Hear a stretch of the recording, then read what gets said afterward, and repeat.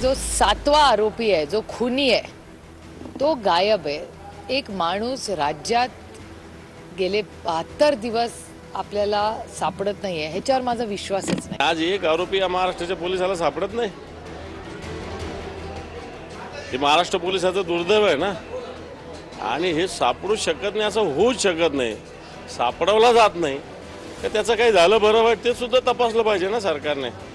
गृह खातं झोपलेलं आहे का? माझी वैयक्तिक अशी शंका आहे, त्या आरोपीचं झालंय काय, तो खरंच जिवंत आहे का फरार आहे, यावर आता पोलिसांनी तपास केला पाहिजे। गेले 3 महिन्यापासून एखादा आरोपी या भारतातून बाहेर गेलाय का, त्याचा खून झालाय का, तो कुठं खरोखर फरार आहे, याबाबत पोलिसांनी सिरियसली पाहिले पाहिजे। म्हणून मस्साजोगचं जे आंदोलन चालू आहे त्या आंदोलनाला तुम्ही उत्तर त्या आरोपीला पकडूनच देता येईल, बाकी कोणतेही कारण दाखवता